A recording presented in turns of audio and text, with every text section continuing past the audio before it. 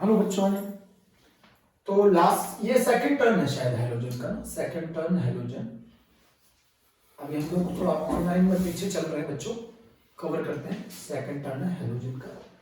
तो हम लोगों ने प्रॉपर्टीज पढ़ रहे थे, ऑक्सीडेशन स्टेट तक पढ़ लिया था। आज हम लोग पढ़ रहे हैं रिएक्टिविटी टुवर्ड्स हाइड्रोजन। बच्चों जब ये हाइड्रोजन से रिएक्ट करते हैं तो क्या बनाते हैं? तो आपको मालूम है, जब हाइड्रोजन हाइड्रोजन से रिएक्ट करते हैं तो ये HX की फॉर्मेशन करते हैं, हाइड्रोजन हैलाइड की। When H2 is react with X2 it will form hydrogen halide. इसको हाइड्रोजन हैलाइड कहते हैं।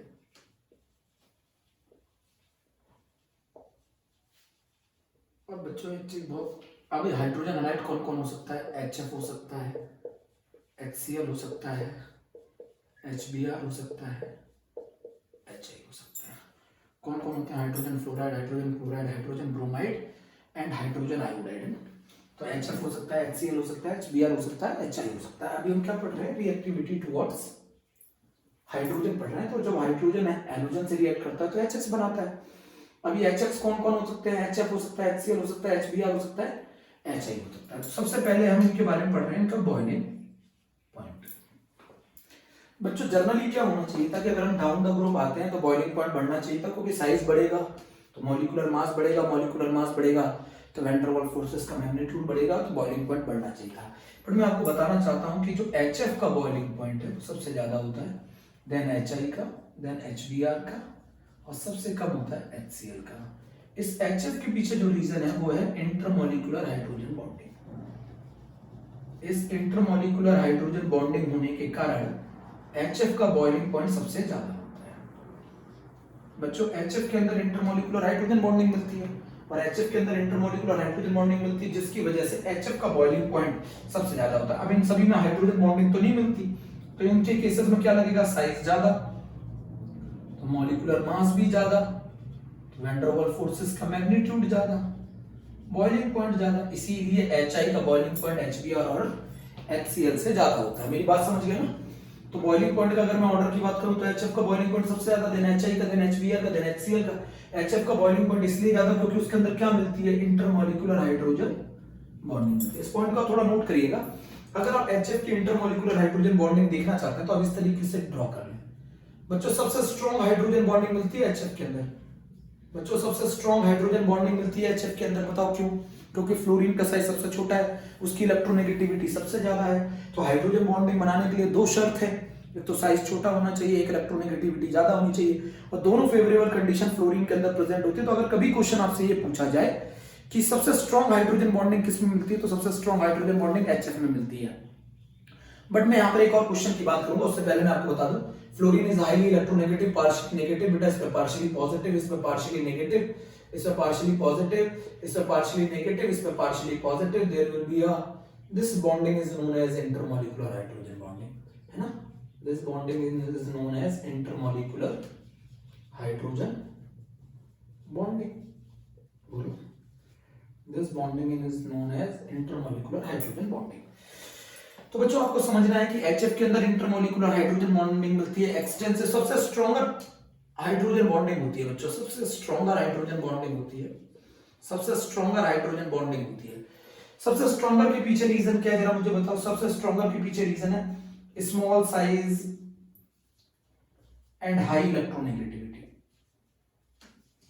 तो अगर आपसे कभी क्वेश्चन पूछ ले कि सबसे स्ट्रॉन्गर हाइड्रोजन बॉन्डिंग किसमें मिलती है, तो बड़े आराम से बताते रहते हैं कि सबसे स्ट्रॉन्गर हाइड्रोजन बॉन्डिंग HF के अंदर मिलती है। इसकी वजह से बॉइलिंग पॉइंट जो होता है वो HF का सबसे ज्यादा होता है। फिर HI, HBr और HCl के अंदर जो कंसेप्ट लगता है वो साइज का लगता है। जितना ज्यादा साइज होगा, मॉलिक्यूलर मास उतना ज्यादा होगा, वैन डर वाल्स फोर्सेस का मैग्नीट्यूड ज्यादा होगा, अट्रैक्शन ज्यादा होगा, बॉइलिंग पॉइंट ज्यादा होगा। बट HF का बॉइलिंग पॉइंट अपनी फैमिली में सबसे ज्यादा होता है, अपने हैलाइड्स, हाइड्रोजन हैलाइड्स में सबसे ज्यादा होता है। उसका रीजन है HF के अंदर इंटरमॉलिक्यूलर हाइड्रोजन बॉन्डिंग मिलती है, और इंटरमॉलिक्यूलर हाइड्रोजन बॉन्डिंग बहुत स्ट्रॉन्गर बॉन्डिंग है, जिसकी वजह से HF का बॉइलिंग पॉइंट सबसे ज्यादा होता है। बच्चों यही सेम रीजन भी आप ऐसे लिख सकते हैं। क्वेश्चन अगर ऐसे पूछ ले कि व्हाई, अगर एग्जामिनर ये भी पूछ ले why HF is liquid and HCl is a gas, same answer है। Why HF is a liquid and HCl is a gas, same answer है। This is due to intermolecular hydrogen bonding. ऐसा क्यों होता है? ये भी इंटरमोलिकुलर हाइड्रोजन बॉन्डिंग के कारण होता है। Why HF is a liquid and HCl is a gas? इसके पीछे भी रीजन है इंटरमोलिकुलर हाइड्रोजन बॉन्डिंग। तो रिएक्टिविटी टुवर्ड्स हाइड्रोजन हमने अगर बात कर ली है, H2 जब X2 से रिएक्ट करता है HX बनाता है, हाइड्रोजन हाइड्राइड बनाता है, HF HCl HBr HI। अगर मैं बॉइलिंग पॉइंट के ऑर्डर की बात करूं तो सबसे ज्यादा HF का होता है, then HI, then HBr, then HCl। आप इसका स्क्रीनशॉट ले लो, आपको ये समझ में आ गया होगा मुझे लगता है, नोट कर लो बच्चों।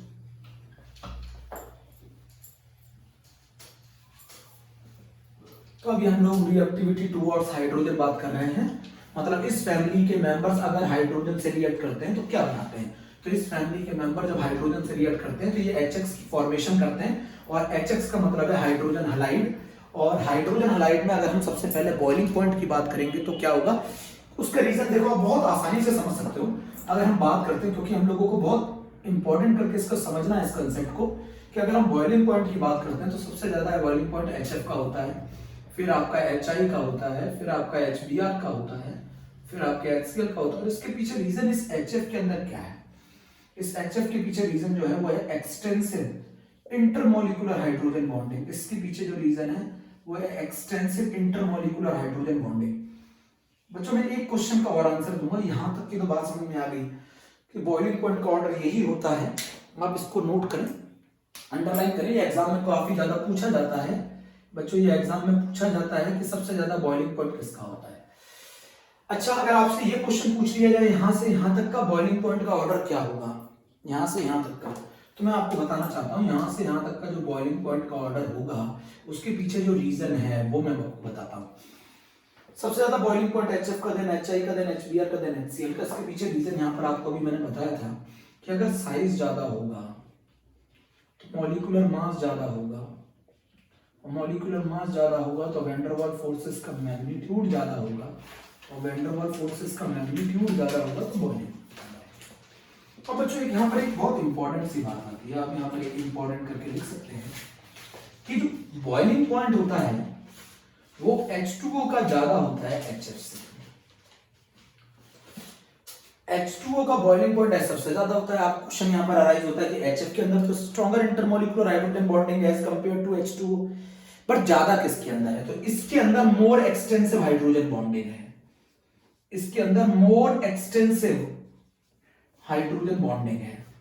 कैसे? Each water molecule is associated with 4 other water molecule through hydrogen bonding. अगर हम बात करें each water molecule is associated with 4 other water molecule through hydrogen bonding, है ना। अगर आप समझना चाहते हैं तो इस बात को समझ लीजिए कि हर एक वाटर मॉलिक्यूल कितने वाटर मॉलिक्यूल के साथ हाइड्रोजन बॉन्डिंग बनाता है बच्चों? 4 के साथ बनाता है। तो इसके अंदर ज्यादा हाइड्रोजन बॉन्डिंग होती है, किसके अंदर? H2O के अंदर हाइड्रोजन बॉन्डिंग ज्यादा होती है, बट स्ट्रॉन्गर किस में होती है? स्ट्रॉन्गर HF में होती है, स्ट्रॉन्गर HF में होती है, बट ज्यादा हाइड्रोजन बॉन्डिंग किस में होती है? H2O में होती है। In H2O, each water molecule is associated with 4 other water molecules through hydrogen bonding, and this bonding is known as hydrogen bonding.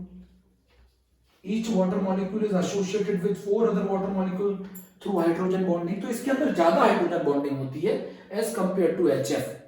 बच्चों स्ट्रॉन्गर HF के अंदर होती है, बट ज्यादा किसमें होती है? ज्यादा H2O में होती है, जिसकी वजह से H2O का बॉइलिंग पॉइंट ज्यादा होता है as compared to HF। Easy question है। इन H2O, each water molecule is associated with 4 other water molecule through intermolecular hydrogen bonding। तो ज्यादा किसमें है? H2O में है, सही है। स्ट्रॉन्गर किसमें है? HF में है। इसीलिए H2O का बॉइलिंग पॉइंट HF से ज्यादा होता है, इसीलिए H2O का बॉइलिंग पॉइंट HF से ज्यादा होता है। इतनी चीज आप लोग समझ लीजिए ना। अब यहां तक की बात हो गई, अब बात आती है बॉन्ड लेंथ की। अब किसकी बात आती है? बॉन्ड लेंथ की, है ना। तो अब हम बात करते हैं किसकी भी, क्या? Bond length. अच्छा, बॉन्ड लेंथ का क्या मतलब है? बॉन्ड लेंथ का मतलब होता है एक एटम के सेंटर से दूसरे एटम के सेंटर तक का जो इंटरन्यूक्लियर डिस्टेंस है उसी को बॉन्ड लेंथ कहते हैं। अगर मान लो तुम साइज ऑफ सेंट्रल एटम बढ़ाते चलोगे तो बॉन्ड लेंथ बढ़ती चलेगी। तो सबसे कम बॉन्ड लेंथ किसकी होती है? HF की, फिर HCl की, फिर HBr की, फिर HI की। भाई जैसे जैसे देखो हाइड्रोजन तो सभी में फिक्स है, जैसे जैसे आप साइज बढ़ाते चलोगे सेंट्रल एटम का, वैसे वैसे बॉन्ड की लंबाई बढ़ती जाएगी। तो सबसे बड़ा साइज किसका है? आयोडीन का, फिर किसका है? ब्रोमीन का, फिर किसका है? क्लोरीन का, फिर किसका है? फ्लोरीन का। तो जैसे जैसे साइज बढ़ाओगे वैसे वैसे बॉन्ड की लंबाई बढ़ेगी। तो सबसे ज्यादा बॉन्ड की लंबाई किसकी होती है? HI की, देन HBr की, देन HCl की, देन HF की। बहुत आसान है। अरे भैया अगर मैं बॉन्ड लेंथ की बात करूं तो बॉन्ड लेंथ सबसे ज्यादा, जैसे समझो आप, ये हाइड्रोजन है, ये फ्लोरीन है मान लो, ठीक है, फिर ये हाइड्रोजन है और ये क्लोरीन है, फिर ये हाइड्रोजन है, ये ब्रोमीन है, और फिर ये हाइड्रोजन है और ये आयोडीन है। तो बताओ कैसे? तो यहां से यहां तक का डिस्टेंस, यहां से यहां तक का डिस्टेंस, यहां से यहां तक का डिस्टेंस, यहां से यहां तक का डिस्टेंस। तो this is bond length, this is bond length है ना, दिस इज बॉन्ड लेंथ। तो आप खुद सोचो सबसे ज्यादा बॉन्ड लेंथ किसकी होगी? तो ये सबसे बड़ा साइज है आयोडीन का। तो जितना आपका साइज बढ़ेगा उतना ज्यादा आपकी बॉन्ड लेंथ बढ़ेगी। तो सबसे ज्यादा बॉन्ड की लंबाई किसके केस में है? HI के केस में। सबसे ज्यादा बॉन्ड की लंबाई किस केस में? HI के केस में। फिर किसके केस में? HBr की, फिर HCl की, फिर HF। इसी पे कहानी और आती है, बॉन्ड डिसोसिएशन एनर्जी, है ना। अच्छा, बॉन्ड डिसोसिएशन एनर्जी आपको अच्छी तरह मालूम है, बॉन्ड लेंथ के इनवर्सली प्रोपोर्शनल होती है। अच्छा, जिस बॉन्ड को तोड़ने में ज्यादा एनर्जी देनी पड़ेगी उसकी थर्मल स्टेबिलिटी ज्यादा होगी। थर्मल स्टेबिलिटी का ऑर्डर बोल लो या फिर बॉन्ड डिसोसिएशन एनर्जी का ऑर्डर बोल लो, बात एक ही है। थर्मल स्टेबिलिटी क्या बताती है? जिस बॉन्ड को तोड़ने में ज्यादा एनर्जी देना पड़ेगा उतना ज्यादा थर्मली स्टेबल है। जिस बॉन्ड को तोड़ने में जितनी ज्यादा एनर्जी देनी पड़े उतना ज्यादा वो थर्मली स्टेबल है। जिस बॉन्ड को तोड़ने में कम एनर्जी देना पड़े वो कम थर्मली स्टेबल है। तो सबसे ज्यादा किसको तोड़ने में एनर्जी देनी पड़ेगी? सबसे ज्यादा तोड़ने में एनर्जी देनी पड़ेगी HF, फिर HCl, फिर HBr को, फिर HI को। बोलो बच्चों। तो बॉन्ड लेंथ का ऑर्डर क्या है? जैसे जैसे साइज बढ़ेगा एटम का वैसे वैसे बॉन्ड की लंबाई बढ़ेगी।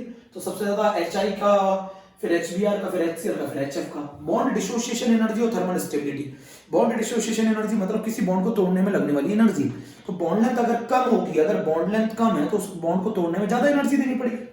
भाई अगर बॉन्ड लेंथ कम है तो उस बॉन्ड को तोड़ने में ज्यादा एनर्जी देनी पड़ेगी। मेरी बात समझ रहे हो ना?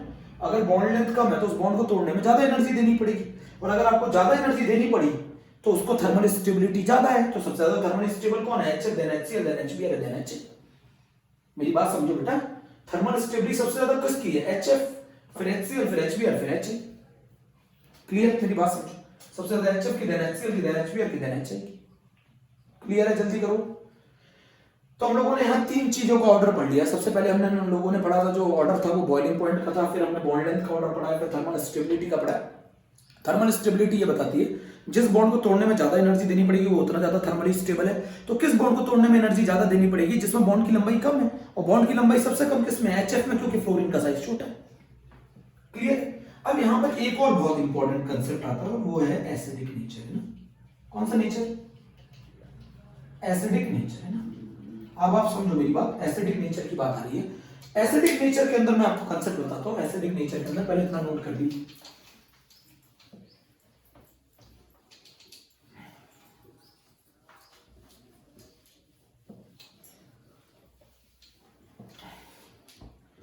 तो बच्चों आपको ये समझना है बहुत ध्यान से कि एसिडिक नेचर की बात कर रहा हूं मैं।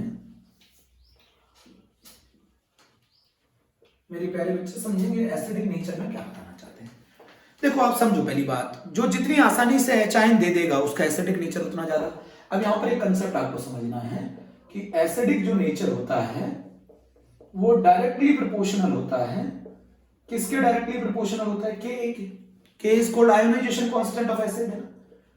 K is called ionization constant of acid. K is called ionization constant of acid. Ka is called ionization constant of acid.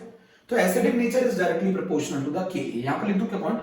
और एसिडिक नेचर बच्चों, acidic nature is inversely proportional to the Pka। Acidic nature inversely proportional होता है Pka के। अब आप समझो Pka का क्या मतलब है? P का मतलब होता है माइनस का log Ka। अब जरा आप समझो, अगर मैं Ka को बढ़ा दूंगा तो Pka कम हो जाएगा। तो अगर एक चीज है, मान लो अगर मैं आपको 4 एसिड दे दूं और 4 एसिड में अगर चारों का Ka दे दूं आपको, तो जिस एसिड का Ka ज्यादा होगा उस एसिड का एसिडिक नेचर ज्यादा होगा, उसका आयोनाइजेशन ज्यादा है। आयोनाइजेशन ज्यादा है तो वो H ज्यादा देगा, और जो H ज्यादा देगा उसका एसिडिक नेचर ज्यादा। ये इक्विलिब्रियम में पढ़ाया जाता है कि एसिडिक नेचर जो होता है वो डायरेक्टली प्रोपोर्शनल होता है Ka के, और जो एसिडिक नेचर होता है वो इनवर्सली प्रोपोर्शनल होता है pKa के। तो अगर किसी का pKa ज्यादा है तो उसका एसिडिक नेचर कम होगा। मतलब अगर हम ऐसे लिखते हैं कि अगर pKa ज्यादा है तो एसिडिक नेचर कम होगा, अगर pKa ज्यादा है तो एसिडिक नेचर कम होगा, और अगर Ka ज्यादा है तो एसिडिक नेचर ज्यादा होगा, अगर Ka ज्यादा है तो एसिडिक नेचर ज्यादा होगा। तो बच्चों आप समझो मेरी बात को कि अगर pKa ज्यादा है तो एसिडिक नेचर कम होगा, और अगर Ka ज्यादा है तो एसिडिक नेचर ज्यादा होगा। बच्चों मैंने एक कंसेप्ट और समझाया आपको, मैंने ऑफलाइन क्लासेस में एक कंसेप्ट और सिखाया है कि कॉन्जुगेट बेस है ना, कॉन्जुगेट बेस जितना ज्यादा स्टेबल होगा, कॉन्जुगेट बेस जितना ज्यादा स्टेबल होगा, कॉन्जुगेट बेस जितना ज्यादा स्टेबल होगा एसिडिक नेचर उतना ज्यादा होगा, कॉन्जुगेट बेस जितना ज्यादा स्टेबल होगा एसिडिक नेचर उतना ज्यादा होगा, कॉन्जुगेट बेस जितना ज्यादा स्टेबल होगा एसिडिक नेचर उतना ज्यादा होगा। बोलो बच्चों, कॉन्जुगेट बेस जितना ज्यादा स्टेबल होगा एसिडिक नेचर ज्यादा होगा, कॉन्जुगेट बेस जितना ज्यादा स्टेबल होगा एसिडिक नेचर ज्यादा होगा। बात समझ रहे हो? कॉन्जुगेट बेस जितना ज्यादा स्टेबल होगा एसिडिक नेचर ज्यादा होगा। बोलो जल्दी से। अब कॉन्जुगेट बेस बहुत सारे बच्चे, एसिड का कॉन्जुगेट बेस निकाला जाता है बच्चों, एसिड का कॉन्जुगेट बेस निकाला जाता है मेरे प्यारे बच्चों, बहुत आसान है बहुत। एसिड का कॉन्जुगेट बेस निकाला जाता है, एसिड में से अगर आप HI निकाल देंगे तो जो स्पीसीज बचती है उसको कॉन्जुगेट बेस बोला जाता है। तो एसिड का कॉन्जुगेट बेस निकाला जाता है।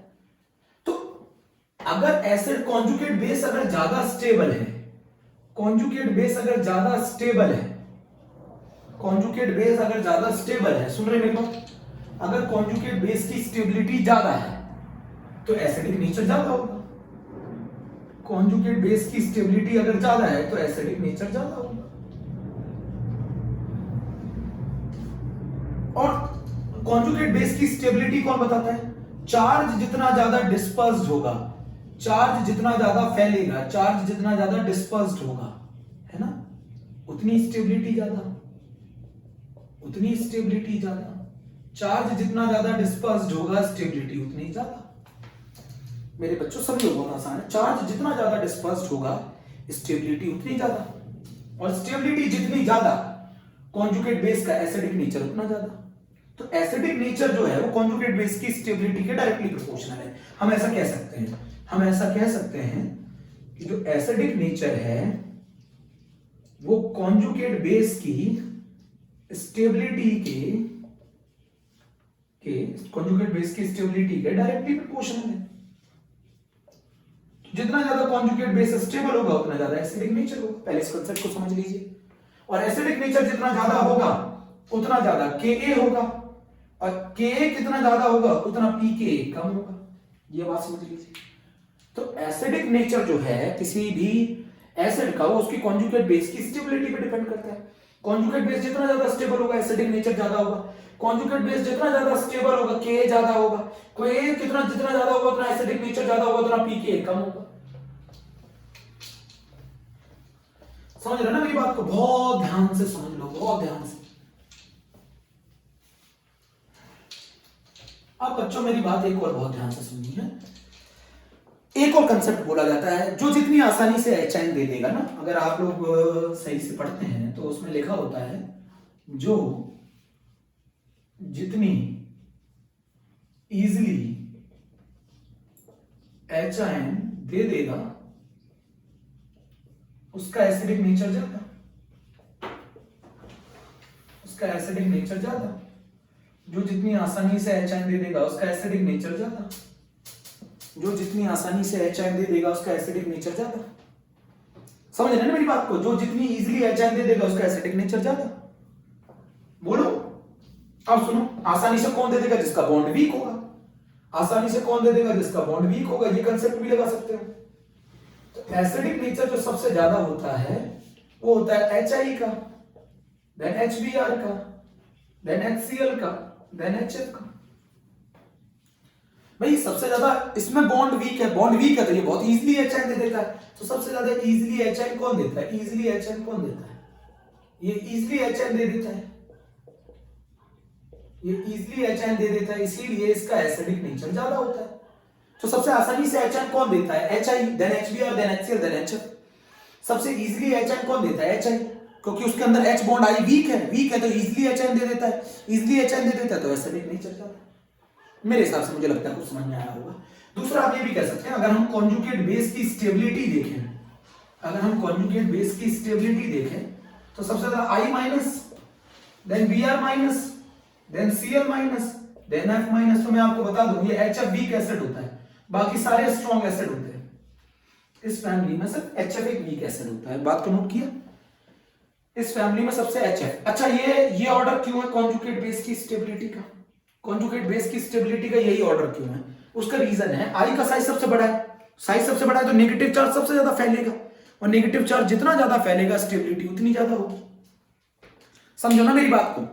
I का साइज सबसे बड़ा है तो नेगेटिव चार्ज सबसे ज्यादा फैलेगा, नेगेटिव चार्ज जितना फैलेगा तो स्टेबिलिटी उतनी ज्यादा होगी। तो सबसे ज्यादा स्टेबिलिटी किसकी होती है? I माइनस की, देन Br माइनस की, देन Cl माइनस की, देन F माइनस की। और कॉन्जुगेट बेस जितना स्टेबल होगा, आपको मालूम है कॉन्जुगेट बेस कैसे बनता है? जब एसिड अपने एचाइन को लूज कर देता है तो जो स्पीसीज बनती है उनको कॉन्जुगेट बेस कहते हैं, जो स्पीसीज बनती है उनको कॉन्जुगेट बेस कहते हैं। और वो जितना ज्यादा स्टेबल होगा, एसिडिक नेचर जितना ज्यादा होगा, और एसिडिक नेचर जितना ज्यादा के उतना ज्यादा होगा, और एसिडिक नेचर जितना ज्यादा होगा पीके उतना कम होगा। आप इन सारे पॉइंट्स को लिख लिए बच्चों। मैं इसी में एक टॉपिक और पढ़ाना चाह रहा हूं, और वो टॉपिक है ऑक्सो एसिड्स ऑफ हैलोजन। बच्चों नोट कर लिया जाए, oxo acids of halogen. Oxo acids of halogen भी बच्चों एक टॉपिक डाल दिया जाए। आपको मालूम है ऑक्सो एसिड जहां पे कम से कम एक OH ग्रुप तो हो गई होगा। ऑक्सो एसिड मींस ऑक्सीजन के साथ कंबाइन होकर, है ना, जो एसिडिक नेचर शो करते हैं। ऐसे एसिड जिनके अंदर OH ग्रुप की वजह से एसिडिक नेचर आता है। ऑक्सो एसिड्स ऑफ हम किसकी बात कर रहे हैं? यहां पर ही मैं एक बहुत इंपॉर्टेंट टॉपिक पढ़ा रहा हूं, बहुत आसान है। ऑक्सो एसिड्स ऑफ हैलोजन है, बच्चों नोट कर लिया जाए। फिर मैं आपको आगे इसी में मैंने जोड़ दिया एक टॉपिक, तो आप लोगों के लिए आसान हो जाएगा। ऑक्सो एसिड्स ऑफ हैलोजन बच्चों, इससे बहुत ज्यादा क्वेश्चन आते हैं ऑक्सो एसिड्स ऑफ हैलोजन से। Oxo acids of halogen is very important. अब मैं आपको बताना चाहता हूं, देखें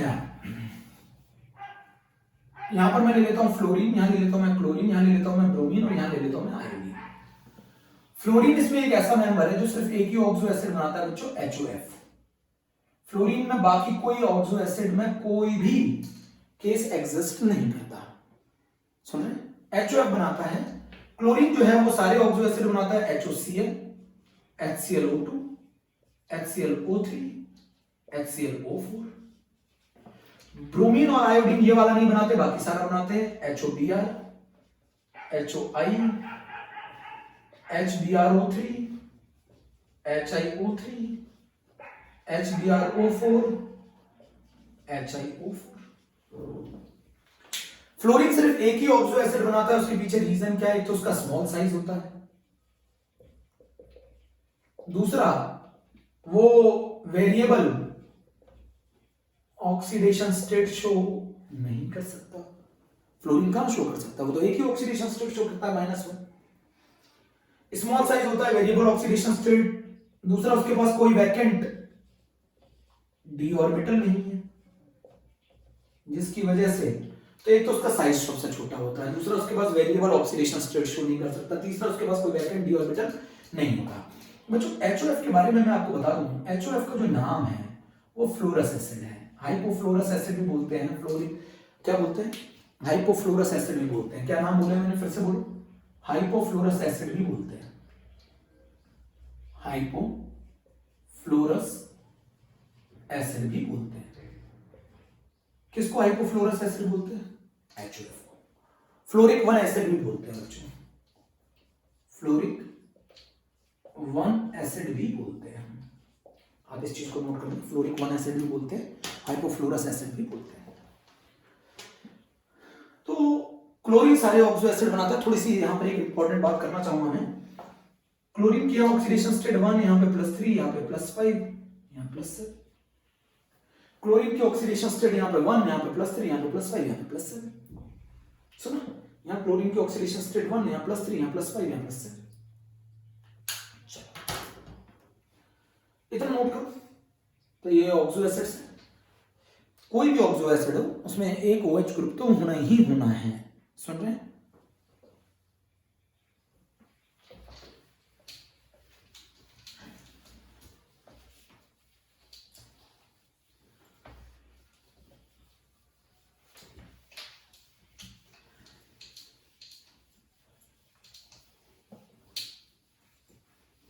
तो आपने हाइड्रोजन हैलाइड्स का एसिडिक नेचर भी पढ़ लिया है ना। अब जरा मुझे ये बताओ, मैं आपको बताऊं, देखो यार, सबसे पहले कभी भी अगर आपको नाम याद नहीं होते तो आप सबसे इसका जो सबसे इंपॉर्टेंट एसिड है वो है HXO3, जिसको हलिक एसिड बोलते हैं। क्या बोलते हैं बच्चे? हलिक एसिड बोलते हैं। इसके अंदर हैलोजन की ऑक्सीडेशन स्टेट +5 होती है। सॉरी, हलिक एसिड में से अगर मैं इसमें एक ऑक्सीजन जोड़ दूं, है ना, तो इसके नाम में आगे जुड़ जाता है परहलिक एसिड, है ना। कौन सा एसिड जुड़ जाता है? परहलिक एसिड। अच्छा, क्या फॉर्मूला हो जाएगा? HXO4, oxidation state +7। तो अगर हलिक में आप एक ऑक्सीजन जोड़ देते हैं तो परहलिक बन जाता है, और अगर आप हलिक में से एक ऑक्सीजन माइनस कर देते हैं तो ये हलस बन जाता है, और ये कहानी हो जाएगी हमारी HXO2, और यहां ऑक्सीडेशन स्टेट आ जाती है +3। तो बड़ा आसान है। मेन एसिड हलिक है, हलिक में से एक ऑक्सीजन कम करेंगे हलस बनेगा, हलिक में एक ऑक्सीजन जोड़ेंगे तो परहलिक बनेगा, हलस में से अगर मैं एक ऑक्सीजन माइनस कर दूं तो ये बन जाता है HOX, and this name is hypohalous, और इधर +1 ऑक्सीडेशन है। हलस में से एक ऑक्सीजन माइनस करोगे तो हाइपो बन जाएगा, हलिक में से एक ऑक्सीजन माइनस करोगे तो हलस बन जाएगा, और हलिक में एक ऑक्सीजन जोड़ोगे तो परहलिक बन जाएगा। जैसे अगर मैं बात करूं HClO3 की, तो इसका नाम है क्लोरिक, है ना, क्लोरिक। इसमें से एक ऑक्सीजन माइनस कर दूं तो ये बन जाएगा HClO2, नाम बताओ, क्लोरस। HClO2 में से एक ऑक्सीजन माइनस कर दूं तो ये बन जाएगा HOCl, नाम हो जाएगा हाइपोक्लोरस। HClO3 में एक ऑक्सीजन जोड़ दो तो ये बन जाएगा HClO4, नाम हो जाएगा परक्लोरिक। बेटा ये स्ट्रॉन्ग एसिड होता है HClO4।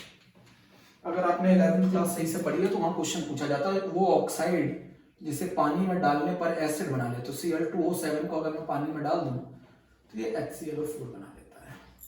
तो Cl2O7 कैसा ऑक्साइड हो गया? एक एसिडिक ऑक्साइड हो गया। ठीक है, HClO4 का नाम क्या हो गया? पर क्लोरिक एसिड हो गया। यहाँ ऑक्सीडेशन स्टेट +7 हो गई, यहाँ पे भी +7।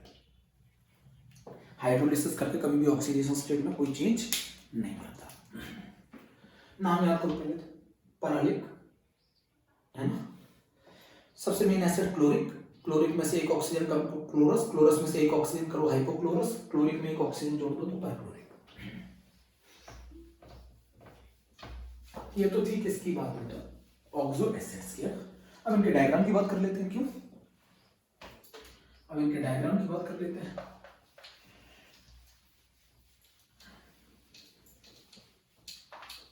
इनके डायग्राम की बात कर लेते हैं।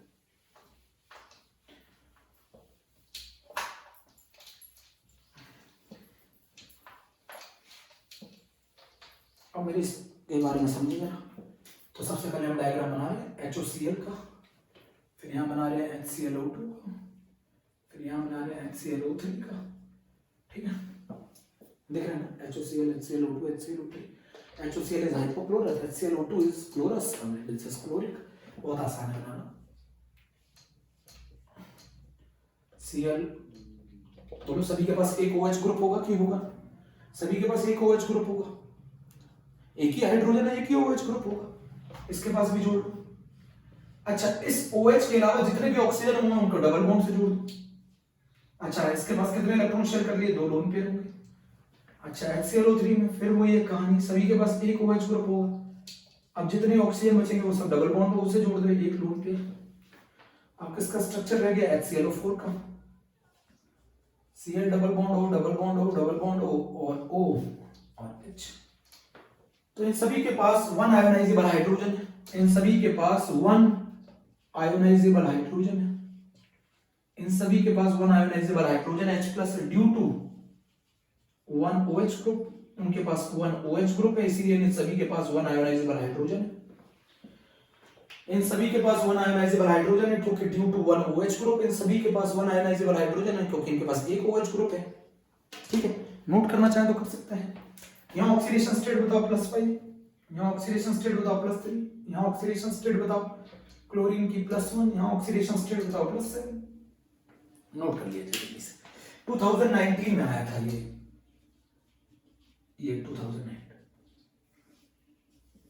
नोट करना अच्छे से ना। ये क्लोरीन की ऑक्सो एसिड है। फ्लोरीन सिर्फ एक ही ऑक्सो एसिड बनाता है, तो उसका स्मॉल साइज है, ठीक है, उसके पास कोई वैकेंट ऑर्बिटल नहीं है और कोई वेरिएबल ऑक्सीडेशन स्टेट शो नहीं करता। यहां तक की बात अगर आपको समझ में आ गई हो तो फिर हम लोग आगे चलते हैं। अब क्वेश्चन आता है अरेंज करना इनको एसिडिक नेचर के हिसाब से, अरेंज करना इनको एसिडिक नेचर के हिसाब से, arrange according to the acidic nature.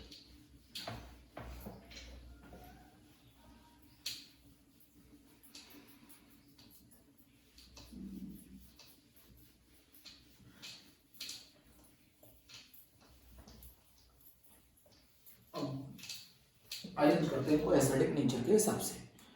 बच्चों आप समझो यहाँ पर कि एक दो तीन कंसेप्ट बताता हूँ आपको, जो अच्छा लगे उससे पढ़ लीजिएगा। जैसे मान लो ये एक HOCl है, ये HClO2 है ना, ये HClO3 है और ये HClO4 है। ये सभी क्लोरीन के ऑक्सो एसिड है। कंसेप्ट ये कहता है more the oxidation state more the acidic nature. एक कंसेप्ट तो ये है कि जितनी ज्यादा ऑक्सीडेशन स्टेट होगी उतनी इलेक्ट्रॉन एक्सेप्टिंग टेंडेंसी ज्यादा होगी, उतना एसिडिक नेचर ज्यादा होगा। तो सबसे ज्यादा अगर मैं एसिडिक नेचर के हिसाब से अरेंज करूं तो सबसे ज्यादा एसिडिक जो नेचर होगा वो होगा HClO4 का, फिर HClO3 का, फिर HClO2 का, देन HOCl का। ठीक है, एक तो कंसेप्ट ये है।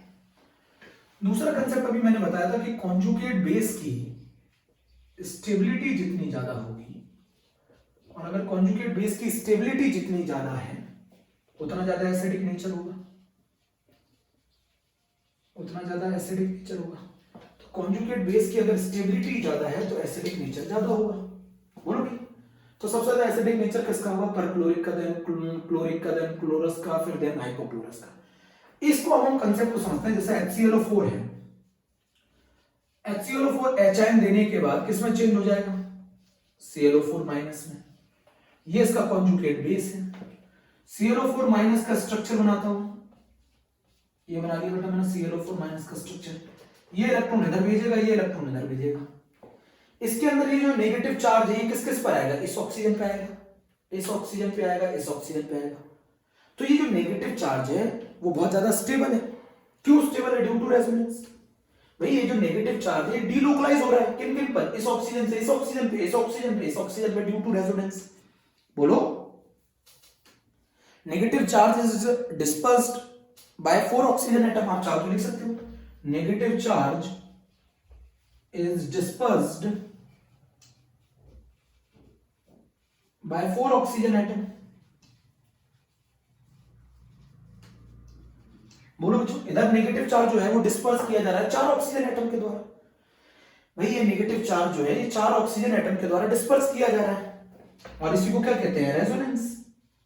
तो इस रेजोनेंस की वजह से सबसे ज्यादा रेजोनेंस, ऐसा नहीं कि रेजोनेंस इसके अंदर नहीं है, इसके अंदर जो नेगेटिव चार्ज है वो 3 ऑक्सीजन एटम के द्वारा डिस्पर्स किया जा रहा है। इसके अंदर जो नेगेटिव चार्ज है वो 2 ऑक्सीजन एटम के अंदर डिस्पर्स किया जा रहा है। इसके अंदर जो नेगेटिव चार्ज है वो 1 ऑक्सीजन एटम के द्वारा डिस्पर्स किया जा रहा है। अच्छा ये बताओ, अगर मैं किताबों का बंडल एक बच्चे पे रख दूं तो उसकी स्टेबिलिटी कम हो जाएगी, और वो किताबों को अगर मैं डिस्ट्रीब्यूट कर दूं 4 बच्चों में तो उसकी स्टेबिलिटी ज्यादा हो जाएगी। तो एक बताओ, मुझे एक चीज बताओ, सबसे ज्यादा नेगेटिव चार्ज किस केस में डिस्पर्स हो रहा है? ClO4 माइनस में। इस केस में नेगेटिव चार्ज सबसे ज्यादा डिस्पर्स होता है, तो इसका जो कॉन्जुगेट बेस होगा, HClO4 का जो कॉन्जुगेट बेस होगा उसकी स्टेबिलिटी सबसे ज्यादा होगी। देन HClO3 का जो कॉन्जुगेट बेस होगा, देन HClO2 का जो कॉन्जुगेट बेस होगा, देन HOCl का जो कॉन्जुगेट बेस होगा। मेरी बात समझो बहुत ध्यान से। अगर परक्लोरिक एसिड अगर HI देकर ClO4 माइनस बनाता है तो यहाँ ये जो नेगेटिव चार्ज आता है, ये नेगेटिव चार्ज 4 ऑक्सीजन एटम पे डिस्पर्स होता है। बट अगर मैं HClO3 की बात करूं तो यहाँ जो नेगेटिव चार्ज आता है वो 3 ऑक्सीजन एटम पे डिस्पर्स होता है। यहाँ जो नेगेटिव चार्ज आता है वो 2 ऑक्सीजन एटम पे डिस्पर्स होता है। यहाँ जो आता है वो एक पर होता है। जितना ज्यादा नेगेटिव चार्ज डिस्पर्स होगा, जितना ज्यादा नेगेटिव चार्ज डिस्पर्स होगा, मैं हिंदी में लिख देता हूं, जितना नेगेटिव चार्ज डिस्पर्स्ड होगा, स्टेबिलिटी उतनी ज्यादा होगी। जितना नेगेटिव चार्ज डिस्पर्स्ड होगा, स्टेबिलिटी उतनी ज्यादा होगी। जितना नेगेटिव चार्ज डिस्पर्स्ड होगा, स्टेबिलिटी उतनी ज्यादा होगी। मेरे प्यारे बच्चों, नेगेटिव चार्ज जितना ज्यादा डिस्पर्स्ड होगा, सबसे ज्यादा किस में डिस्पर्स्ड होता है? HClO4 में। इसीलिए HClO4 का एसिडिक नेचर सबसे ज्यादा है। पहले इतनी बात समझो बेटा, HClO4 के अंदर जो नेगेटिव चार्ज आ रहा है वो 4 ऑक्सीजन एटम पे डिस्पर्स होगा। HClO3 में 3 पर होगा, HClO2 में 2 पर होगा, HCl में 1 पर होगा। तो जितना ज्यादा नेगेटिव चार्ज डिस्पर्स्ड होगा, स्टेबिलिटी उतनी ज्यादा होगी। कॉन्जुगेट बेस की स्टेबिलिटी जितनी ज्यादा होगी, एसिडिक नेचर ज्यादा होगा। एसिडिक नेचर ज्यादा होगा तो Ka ज्यादा होगा, Ka ज्यादा होगा तो pKa कम होगा। तो HOCl, HClO2, HClO3, HClO4, तो सबसे ज्यादा एसिडिक नेचर किसका होगा? HClO4 का। तो जितना नेगेटिव चार्ज डिस्पर्स्ड होगा, स्टेबिलिटी उतनी ज्यादा होगी। मेरी बात समझ गए ना? जितना नेगेटिव चार्ज डिस्पर्स्ड होगा, स्टेबिलिटी उतनी ज्यादा होगी। तो ये क्वेश्चन बहुत ज्यादा पूछा जाता है कि सबसे ज्यादा एसिडिक नेचर किसका होगा। IIT में 2-3 बार पूछा जा चुका है, आप लोग नोट कर लेना बच्चों बहुत ध्यान से। और ये इसका रीजन है कि HClO4 में जो नेगेटिव चार्ज आता है वो 4 ऑक्सीजन एटम पे डिस्पर्स होता है, HClO3 में 3 पर होता है, HClO2 में 2 पर होता है, HOCl में 1 पर होता है।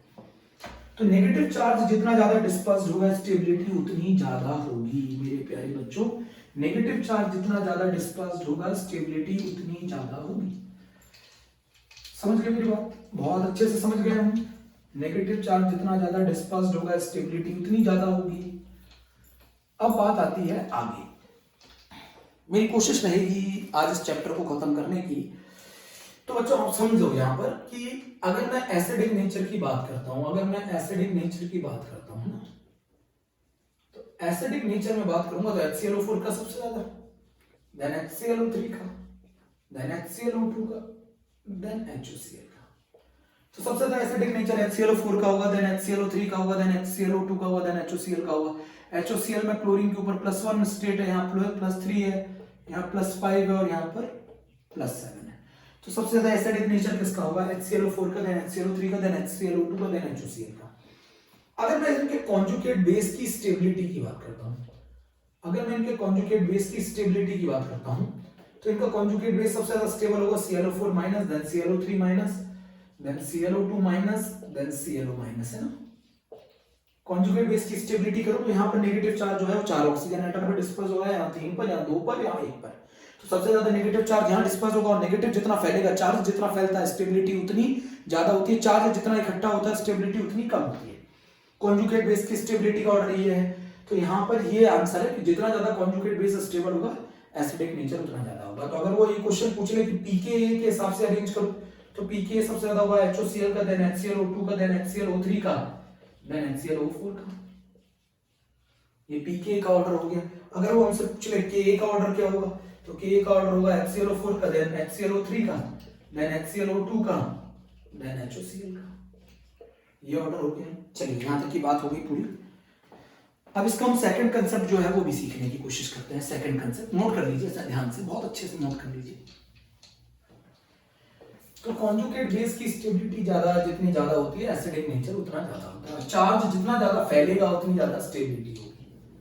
और यहाँ HClO4 में 4 ऑक्सीजन एटम के ऊपर नेगेटिव चार्ज डिस्पर्स्ड हो रहा है। तो जितना ज्यादा नेगेटिव चार्ज डिस्पर्स्ड होगा, स्टेबिलिटी उतनी ज्यादा होगी। समझ गए मेरे प्यारे बच्चों? बोलो। अब जो कहानी आ रही है वो कहानी आ रही है, मान लो अगर मैं ले लूं HOF, मैं ले लूं HOCl, मैं ले लूं HOBr। अब आप बोलेंगे यहां तो सभी में एक ही ऑक्सीजन है, यहां तो सभी में एक ही ऑक्सीजन है, तो नेगेटिव चार्ज तो सभी में एक ही ऑक्सीजन पे डिस्पर्स हो रहा है, फिर यहां एसिडिक नेचर कैसे पता लगाएंगे?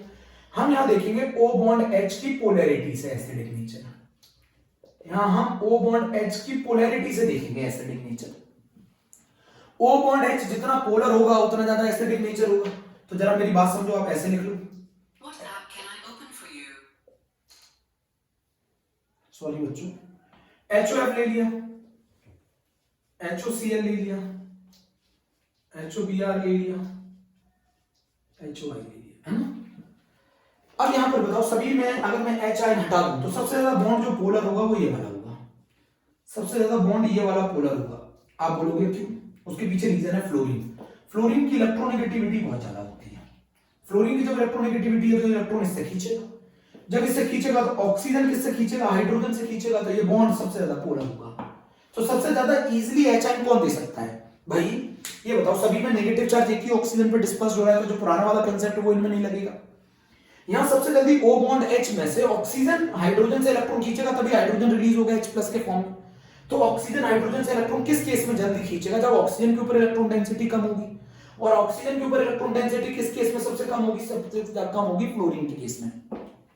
फ्लोरीन हाईली इलेक्ट्रोनेगेटिव है, फ्लोरीन हाईली इलेक्ट्रोनेगेटिव है तो O बॉन्ड H की पोलैरिटी बढ़ जाएगी, O बॉन्ड H की पोलैरिटी बढ़ जाएगी, और O बॉन्ड H की पोलैरिटी बढ़ जाएगी तो ये बॉन्ड बड़ी आसानी से टूट जाएगा। तो सबसे जल्दी HI कौन देगा? HOF देगा। तो सबसे ज्यादा एसिडिक नेचर HOF का, देन HOCl का, देन HOBr का, देन HOI का। सबसे ज्यादा एसिडिक नेचर HOF का, देन HOCl का, देन HOBr का, देन HOI का। बेटा यहां देखो ना, फ्लोरीन खींचेगा इलेक्ट्रॉन ऑक्सीजन को, तो ऑक्सीजन पर इलेक्ट्रॉन डेंसिटी कम, तो ऑक्सीजन किससे खींचेगा? हाइड्रोजन से, तो hydrogen is release in the form of HI। तो फ्लोरीन की इलेक्ट्रोनेगेटिविटी की वजह से O बॉन्ड H सबसे ज्यादा पोलर है, और जितनी ज्यादा पोलर होगा उतनी इजीली HI दे देगा, जितनी ज्यादा इजीली HI दे देगा उतना ज्यादा एसिडिक नेचर होगा। तो सबसे ज्यादा एसिडिक नेचर किसका है? HOF का, फिर किसका है? HOCl का, फिर किसका है? HOBr का, फिर किसका है? HOI का। तो आज हम लोगों ने ऑक्सो एसिड पढ़ लिया है, आपके रिएक्टिविटी विद हैलोजन पढ़ लिया। ये 2 टॉपिक अभी कंप्लीट हुए, पहले इसका वीडियो देखें, फिर मुझे बताएं, फिर मैं आगे पढ़ाता हूँ। Okay, thank you.